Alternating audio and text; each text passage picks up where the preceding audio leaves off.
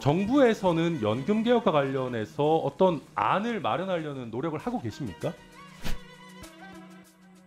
그런데 이제 이 부분에 대해서 제가 잘 이해가 안 되는 지점은 정작 대통령실 안이나 정부 안이라고 하는 것을 찾아보기가 어렵습니다. 계속 공을 국회로만 던지고 있거든요. 그래놓고 정작 국회에서 더불어민주당의 이재명 대표가 연금 개혁에 관해서 이제 모수 개혁에 대한 찬성한다라는 입장을 밝히니까 대통령의 반대가 있기 때문에 국회 논의가 사실 매듭이 잘 안 지어지고 있습니다. 그 정도로 중요한 대통령의 3대 개혁 아젠다라면 명확한 정부안이라는 게 나와야 되는 거 아닙니까? 부총리 어떻게 보십니까?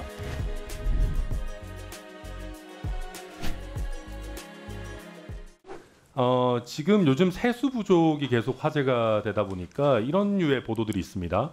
세수 부족에 떠오르는 담뱃값 인상설 1만 원까지 오르나 뭐 이런 보도도 있고 하는데 우리 담뱃값 오릅니까, 총리님?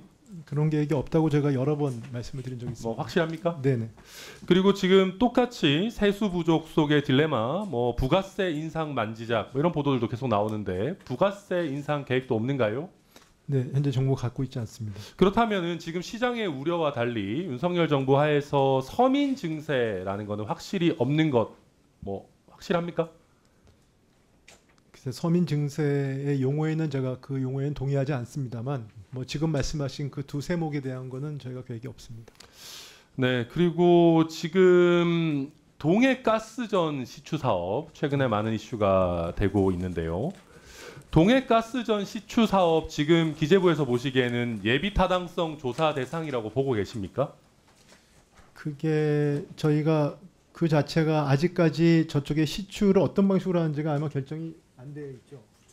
네, 그래서 지금 그 부분에 대해서는 어떤 방식으로 하냐에 따라서 아시겠습니다만은 그 공공기관의 예비 타당성 조사는 금액 기준 같은 게 있거든요. 네, 2천억 기준이 그렇죠. 있죠. 네. 네. 그래서 그 부분에 왜냐하면 이제 그거는 뭐 그 관계 없이 그 사업을 어떤 방식으로 하는 게 가장 효과적인지를 각 부처에서 판단하지 않겠습니까? 석유공사하고 네. 재정 간의 관계에서 그게 나오면 저희가 그때서 판단할 생각입니다. 그런데 이게 지금 이미 대통령께서 최소 5번은 시추해야 한다라고 발표를 하셨습니다. 그래서 제가 우려되는 지점은 이것을 1회만 시추할 것을 가정해서 총사업비 기준을 마치 1천억 원인 것으로 가정해서 예비타당성 조사를 제외한다라고 하면 전 이건 예타 제도를 의도적으로 면탈하려고 하는 것 아니냐는 우려가 있습니다. 사실 이미 대통령께서도 5차례 하셔야 된다라고 했는데 그렇다면 이미 총사업비는 5천억 원이라고 보는 것이 합리적입니다.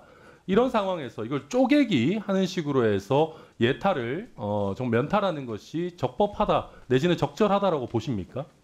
뭐 제가 가정의 입각을 말씀드리기는 어렵습니다. 근데 과거의 사례 보면은 뭐 여러 가지 사례가 있기 때문에 그 과거에는 그 아마 어떤 매번 시추마다 건건 시추 사업에 대해서 신규 사업을 했다는 그런 사례가 있는 걸로 알고 있습니다만 그 의원님 말씀하시는 우려는 충분히 알기 때문에 저희가 뭐 그 합리적으로 여기 설명이 될 수 있는 범위 내에서 제가 하겠습니다. 근데 과거의 사례도 중요하기 때문에 같이 보겠습니다. 네, 그리고 최근에 이제 정진석 비서실장께서 운영위에 출석하셔가지고 올해 내로 연금 개혁을 마무리하겠다라는 말씀을 하신 적이 있습니다. 정부에서는 연금 개혁과 관련해서 어떤 안을 마련하려는 노력을 하고 계십니까?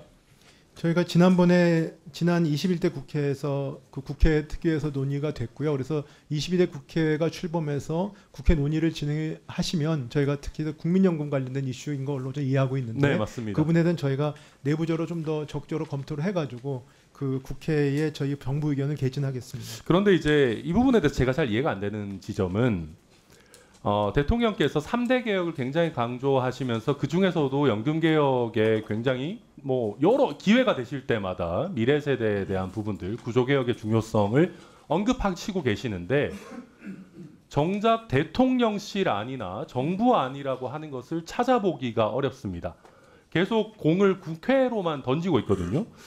그래놓고 정작 국회에서 더불어민주당의 이재명 대표가 연금 개혁에 관해서 이제 모수 개혁에 대한 찬성한다라는 입장을 밝히니까 또 거기에 대해서는 대통령의 반대가 있기 때문에 구조 개혁도 함께 해야 된다라는 식으로 국회 논의가 사실 매듭이 잘 안 지어지고 있습니다. 그래서 저는 이것은 정부에서 단순히 국회에서 논의하라라고 할 것이 아니라 그 정도로 중요한 대통령의 3대 개혁 아젠다라면 명확한 정부안이라는 게 나와야 되는 거 아닙니까? 부총리 어떻게 보십니까? 아마 그 복지부를 포함해가지고 정부에서 그 국민연금, 그러니까 국회에서 이건 어차피 사회적 합의가 되고 국회에서 논의가 돼야 될 부분이기 때문에 그 부분에 대한 여러 가지 재정 계산과 종합 운용 계획 같은 것을 포함한 방대한 자료를 정부가 뭐 재정 추계까지 포함해서 자료를 갖다 국회에 제출한 걸로, 연금특위에 제출한 걸로 저는 알고 있습니다. 그래서 그렇기 때문에 그게 뭐 정부의 안이라기보다는 거기에 여러 가지 대안들과 시나리오를 제출했기 때문에 그 부분을 가지고 논의를 하시고 또 정부가 의견을 개진이 필요하면 개진을 할 수 있도록. 그런데 지금 정부 말씀하신 대로 복지부에서 이런저런 방대한 뭐 자료는 제출했습니다만은 네. 정부 안이라고 할 만한 것이 제대로 마련되어 있지 않습니다. 그리고 실제 지금 복지부 얘기만 하실 게 아닌 것이 기재부에도 연금 보건 경제과가 있고 네네. 주된 업무가 국민연금 개혁 업무 아니겠습니까? 네네. 그런 상황에서 경제정책의 컨트롤 타워인 기재부가 국민연금 문제에 있어 뒷짐만 지고 있는 것은 저는 전혀 적절하다라고 보여지지가 않고요. 네. 특히 국책연구기관인 KDI 같은 경우에 구연금과 신연금을 이제 분리하면서 특히 신연금에 대해서는 확정 기여형으로 완전 적립식으로 가서 세대별 공정성이나 세대별 정의 또 지속 가능성을 확보해야 된다. 이런 내용의 이제 제안을 하고 있습니다. 이 KDI 안에 대해서 기재부는 어떤 입장 가지고 있습니까? 그 일단 그 KDI의 아이디어 중에 그게 우리 그 세대 간의 어떤 부담의 측면에서 하나의 아이디어라고 생각합니다. 근데 아까 말씀드린 것처럼 그 20대 국회에서 이 연금 개혁 논의가 본격화되면 기획재정부도 적극적으로 복지부랑 함께 정부 의견을 개진하고 그렇게 하겠습니다. 근데 이제 저는 그렇게 봅니다. 이게 사실 우리 연금 적자라고 하는 게 저를 포함한 기성세대의 문제가 있는 겁니다. 처음에 설계할 때부터 88년도에 도입할 때 보험료율이 3%였는데 소득 대체율을 70%로 설계를 했습니다.